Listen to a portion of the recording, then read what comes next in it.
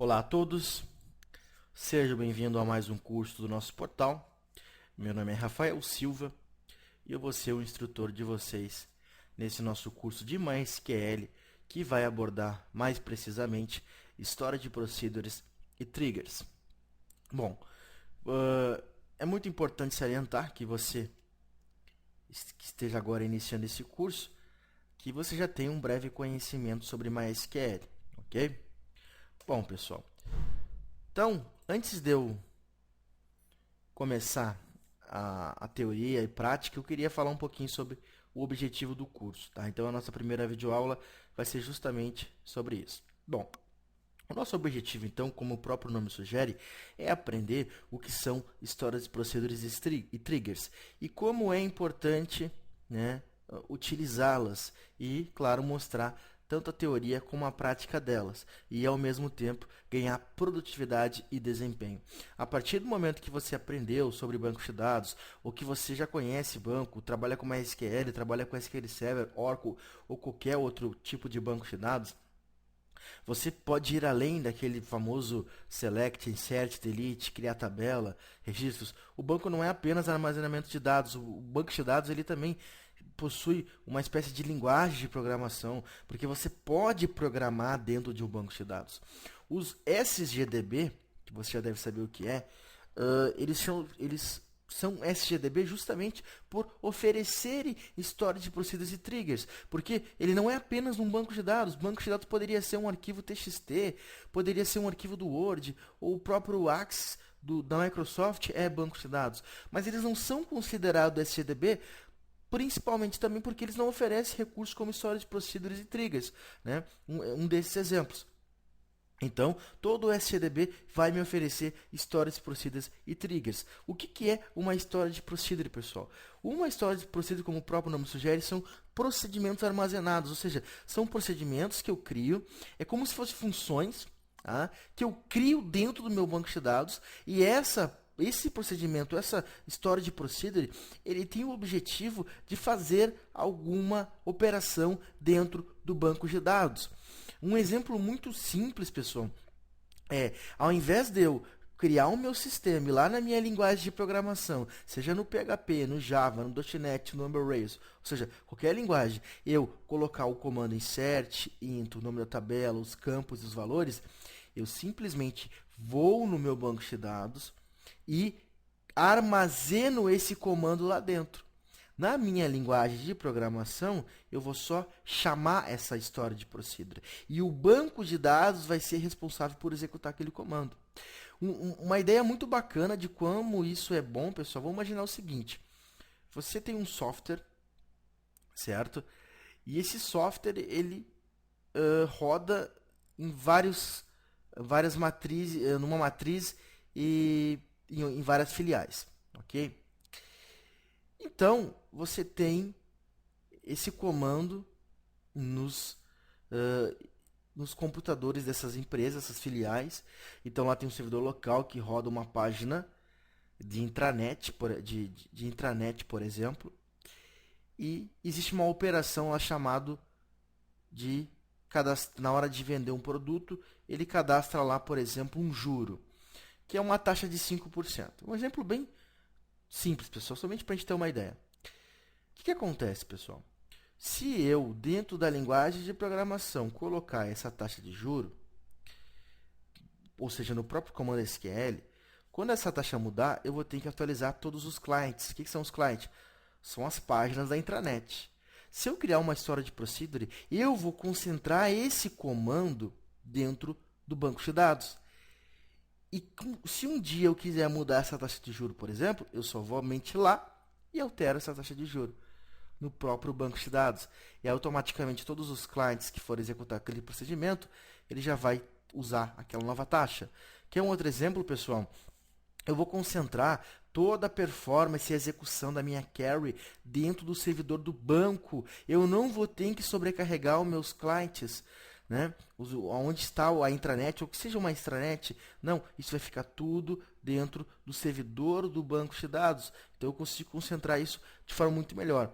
Além disso, é mais organizado.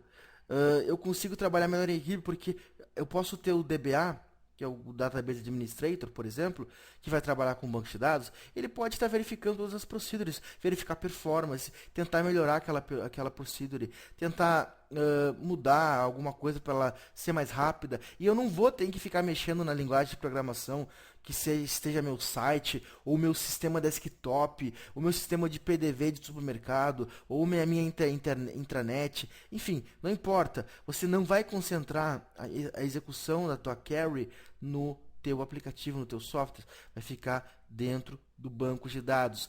Pessoal, fica muito mais organizado, porque você sabe tudo que está acontecendo ali, você sabe quais procedimentos vão ser executados no banco de dados. É importante salientar que um software bem desenvolvido, um software que possui uma boa performance, ele usa Storage Procedure, porque realmente fica muito mais rápido. É claro que não adianta eu fazer um sistema muito pequeno e que usar Storage Procedure, porque vai dar muito mais trabalho e até uma difícil manutenção, mas quando é um sistema médio ou um sistema complexo e que eu quero ter uma vida útil grande para ele, eu posso concentrar isso dentro das minhas Storage Procedures, ok? Isso é um exemplo bem simples de como é interessante utilizar. O próprio texto sugere aqui que eu vou reduzir o tráfego na rede, porque imagina só, se eu tenho um site e cada vez que alguém acessa o site, executa o comando SQL, olha quanto vai ter de tráfego enviando esse comando SQL. Se for ao contrário, eu usar a Storage Procedure, o tráfego somente vai chamar aquela Storage Procedure, vai chamar dentro do próprio banco de dados, então vai ser muito mais rápido, já que os comandos são executados diretamente no servidor. Então vai melhorar a performance, vai criar um mecanismo de segurança dentro do banco de dados. Tá? Então esse comando vai ficar armazenado lá. Ok, pessoal? Um outro exemplo legal também, às vezes eu tenho várias páginas e eu tenho que reutilizar um comando SQL. Eu vou só chamar aquela storage procedure que eu já criei lá. Ok? Ao mesmo tempo, a gente também tem triggers. Pessoal, tudo que eu falei de storage procedure, imagine que é trigger. A diferença, como o próprio texto sugere também, é que ela é um tipo especial de procedimento armazenado, ou seja, ela é um tipo especial de storage procedure. Porque ao contrário da storage procedure que eu posso e devo chamar, ou seja, ela só é executada se eu mandar ela ser executada, a trigger ela só pode e é executada quando alguma coisa acontece em alguma tabela do banco de dados que eu especifiquei. Então, é muito utilizado para manter a consistência dos dados. Um exemplo muito simples.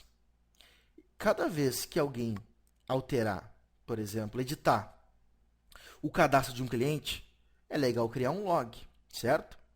Em vez de eu fazer toda uma programação para que quando ir lá na página de cadastro de cliente, sei lá, numa página que utiliza, por exemplo, a linguagem de PHP.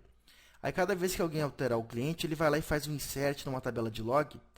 Eu vou criar a minha tabela log, só que vou criar uma trigger dentro do próprio banco de dados para que quando a tabela cliente sofra alguma modificação, ou seja, foi editada, foi inserido, foi deletado, não importa por onde, pode ser pelo sistema web, pode ser direto pela administração do banco de dados, não importa. Se aquela tabela receber alguma alteração e eu criar uma trigger para isso, ela vai ser executada. E dentro dessa trigger eu posso, teoricamente, ter uma procedure que ela vai, por exemplo, fazer o seguinte, vai dar um insert na tabela de logs dizendo que tal registro foi modificado de tal tabela X e que tais dados foram alterados. Olha que interessante. Quer ver um outro exemplo bacana, pessoal? Vamos supor que eu tenho uma tabela de estoque e uma tabela de vendas. Quando eu realizar uma venda, eu crio uma trigger que já baixa automaticamente na tabela de estoque. Por quê? Porque a tabela de vendas e estoque estão sendo manipuladas. Elas foram alteradas, né? No caso, foi feita uma venda, então tem que diminuir o estoque. Por que eu vou concentrar todas essas regras dentro da minha aplicação? Se eu posso simplesmente ter mais produtividade e executar isso dentro do próprio banco de dados. Pessoal, esses são alguns exemplos que eu vou citar aqui. Tá? É evidente que conforme a experiência que você vai adquirir, você vai pensar assim, poxa, aqui eu posso usar trigger, aqui eu posso usar uma história de procedure. Esses dois exemplos que eu citei para você, tanto em procedures como triggers, são fundamentais para que agora você comece a imaginar, depois da prática, é claro, porque agora pode ser um pouco complicado de entender, o quanto é importante a trigger, o quanto é importante a Stored Procedure e como eu vou poder aplicar no meu dia a dia, ok? É importante, como eu disse no início do curso, que para você entender este curso é necessário que você tenha realizado o curso básico de MySQL e você vai encontrar esse curso aqui também no nosso portal. Ok, pessoal? Então a gente se encontra na próxima videoaula, onde eu vou já mostrar na prática a utilização de Storage Procedure. Um grande abraço e até a próxima videoaula.